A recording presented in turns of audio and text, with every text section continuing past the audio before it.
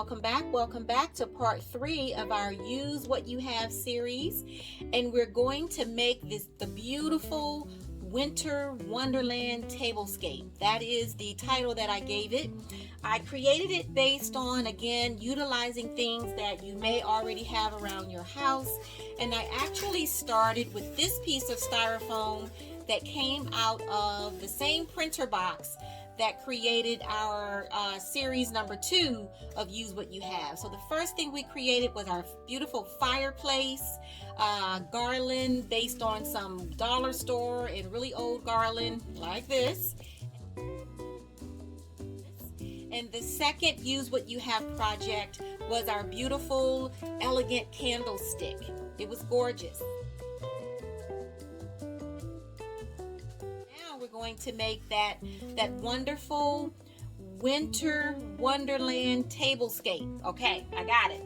So listen, you just use this piece of flat styrofoam. If you don't have this, you can actually use a shoebox top. I would have to cut it. I was going to use the top, but I decided just to go ahead and use the styrofoam. Because it was the perfect shape and it's going to fit beautifully inside of the center of your table. So the next item that you will need is, again, that old garland, the Using What You Have. And I took a piece of the garland and I cut it the size of the styrofoam like this. And I'm going to cut 2 more pieces and we'll be right back. All right, and we're back. Hello. 3 pieces of the garland, and I have my flat styrofoam piece. Oh, gotta find my third piece. Here it is. Here's my third piece. And literally, I am going to pull all of my branches forward. Pull all the branches forward. And find the spine here, and be careful because I have cut some pieces off of here, so I've got to be very careful. I'm going to lay it flat just like this, and I'm going to take the floral pins. If you all remember from when we created our candlestick, these are floral pins. You can see here, floral pins that florists use. These are great working with styrofoam because you need something that's going to pierce it. And I'm going to go to the edge, and I'm just going to pin it in the top, in the middle, and at the end. Now I noticed I cut mine a little bit too long here. It was a little bit past the styrofoam, so I want to just turn that in. I don't feel like cutting it again, but we want to keep the sides clear because we're going to do a beautiful glitter ribbon around the side, and this is what it looks like with the first piece. All right, so try to go as close to the edge as possible, and now I'm going to place the other 2 strips. So that second piece of garland, we're going to separate that, and we're going to allow space in the center because we're going to place a candle in the center. So we want to separate the middle pieces and leave a space in the center. Leave that space in the center for the candle, and then we're going to put our last piece on the outer end. All right, so the candle that we're using is going to be inside of the mason jar. We're going to place something on top of the mason jar, but that's going to be sitting in the center. So you can place it in the center so you know how far down you need to bring the next piece for your center garland. Okay, so this is what we have so far. All right, and of course we have our place for the candle in the center. Now if there are any bald spots at any time, we can literally just take a piece of the branch and stick it right into that area. All right, so the next thing we're going to do is add some ribbon around the edge. Now try to find ribbon that's about the same width. That shouldn't be too difficult, but again, I'm using what I have. These are items I've had, probably have had this for at least 2 or 3 years. I got this ribbon from Walmart. It doesn't have wire in it, and so it kind of worked pretty perfectly. And I'm going to put this around the entire edge, and I'm going to show you how I add this. Because once we add the ribbon, there's going to be a little bit of space above, and we're just going to add a little bit more garland above it so that, of course, the white styrofoam is not showing. Now, if you want to spray paint this green and you don't have to worry about all the coverage, of course you can do that. But this is what we're going to do with the ribbon and then a little bit more garland. Now remember, this is our Winter Wonderland Tablescape. So it will be seen from both sides. So you have to make sure whatever you do on this side, you get the same look on the other side. So it's not going to have a back that's going to be unseen. So I am going to connect the ribbon. This is why I said make sure it doesn't overlap here. I'm going to connect the ribbon on the side. Now you could hot glue it. I'm just going to pin it. So I'm going to pin one in. Try to do this neatly here. I'm going to pin. Make sure it's down as far as it can go. Go in and turn just a little bit so it stays in the styrofoam like that. And then we're going to bring the other piece around, and I made sure there was a little bit of an overlap. Now this is my kind of my sewing technique coming in, so you don't really see the seam, but we're going to fold it so we'll have a finished edge. Okay, we're going to fold it so that we have a finished edge like this, and because we want things to look neat.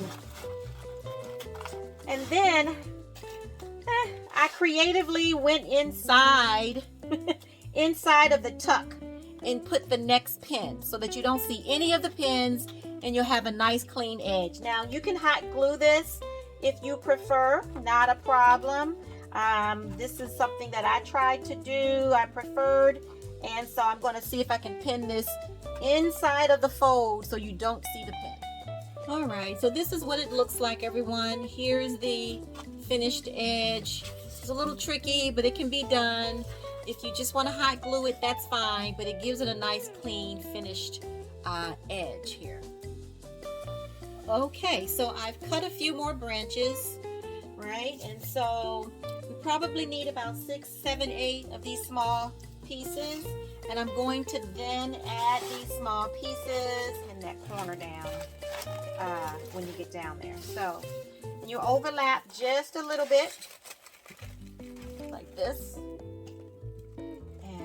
I'm just going to pin one right in the center. That's good enough. And you just keep going down because these are going to overlap as well. And then we're going to have some other greenery that goes inside. So it will be covered nice. You know, I just thought of something. The dollar store garland would have been perfect for trimming all the way around. You would have taken one strand and gone all the way around. If you've seen our fireplace garland, use what you have fireplace garland, and I used all of my dollar store garland. But if you have some of that, that would be perfect. Instead of all the individual branches, that would be perfect to place all around the edge to hide that last piece of the white styrofoam. Yes, yes, yes, yes. I just ran out, so I was not going to buy anymore. Okay, so the next thing we're going to do is cover our mason jar. Again, using what we have. These are things that I've had in my home. As a professional decorator, I do have quite a few items, so I know everyone does not have all of these things, but think of what you may have in your home that's similar to what I'm using here, so that you can join us in the challenge of not spending any money this year and using all of those great goodies you have all in your closet, in your storage, in your garage. Pull all that stuff out. So this is from the dollar store, adhesive pearl wrap. I used this on another one of my videos when I covered some books for a project. It was an office project for a client, and I created, we kind of staged the bookshelves. It was really, really nice, and I used some of this pearl adhesive stuff. So they also have rhinestone adhesive, which would be absolutely beautiful. Oh, I'm going to show you one that I've done before with an old candle jar. So whether you use a mason jar or an old candle jar, because you know how we do, we love our candles, we finish our candle, and we have no idea what to do with those old jars. Well, I am going to show you an example of what you can do. All right, so this is an old candle jar, and I just covered it with the blue rhinestone. My office has this turquoise blue as part of the color scheme, and I added hydrangea. These are silk hydrangeas that I had. I love hydrangeas. Oh my God, I love them. I love them. And I use this on my backdrop when I'm on Zoom and webcam and all those great things. And I use this sitting on a stack of books in my background, and I absolutely love it. So that old candle jar, I didn't have to throw it away. I repurposed it and made a vase out of it. So we're going to do something similar with this mason jar. Okay, so if you find these little gold pearls in the dollar store, be really careful, because that back paper comes off, but there should still be the sticky paper left on. If you bring off the sticky paper, it's not going to stick. So that film, that paper is supposed to remain, because that's what's going to adhere the pearls onto your item. So we're going to take this gold pearl, and as best we can, apply it to the jar. This is one of the decorative mason jars. Really pretty. These are actually pretty. Some of them are empty or solid and flat, which are easier to work with, but you know, we're using what we have. So you're going to apply as straight as you can, all right, and just smooth along the way. It's not going to be 1000% perfect. That's okay. That's okay. Just try to make it as straight as you can, and I will be back. All right, so I found that if I just focused on the center part of this being straight, everything else, just let it line up. And it's not going to be perfect. Just smash it down, straighten it out as best you can. The bottom you will not see. We don't have to worry too much about that. Come up to the top and make sure you get the rim of the mason jar. And of course we have a space back here we're going to have to fill in with another piece, but do that and then let it overlap across the top. We want it to go ahead and overlap as best as possible.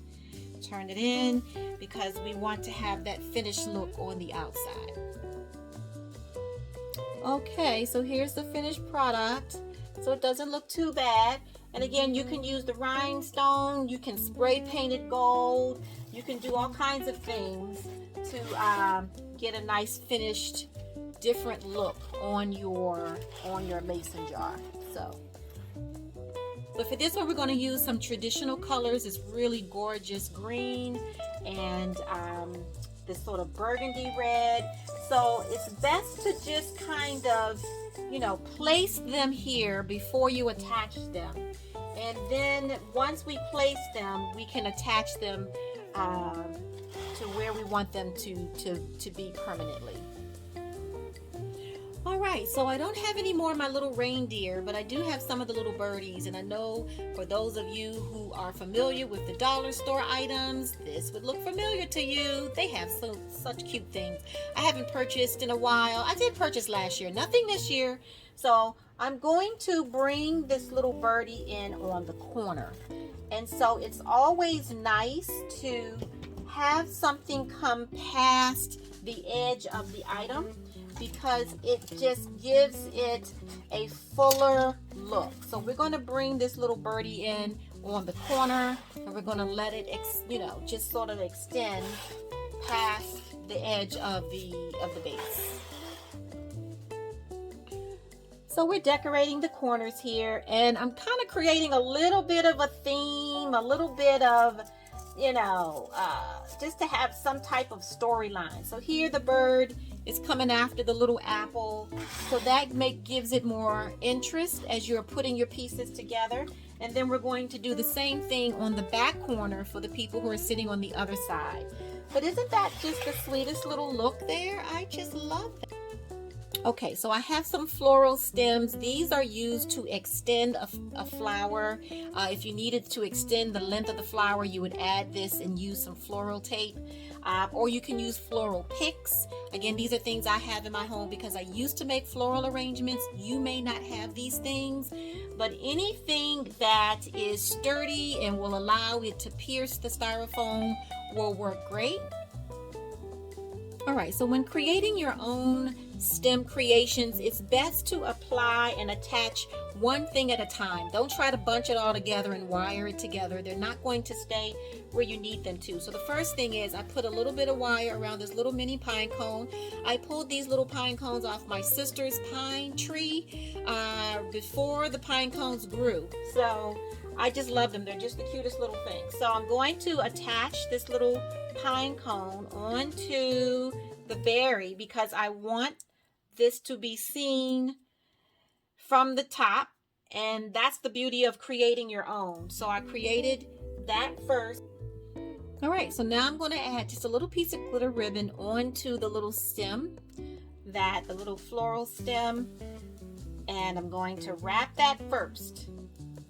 Then I'm going to add my little berry and pine cone to the front, making sure that the stem is extended past everything because that's what's going to go into the styrofoam. And so we want nothing to go past. We need enough that it go down into the styrofoam. I absolutely love this ribbon, and this is the difference between quality.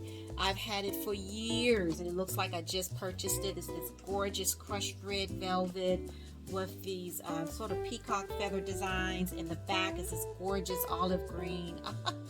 Oh my God, I just love it. So I just made a bow and added the little bulb in between.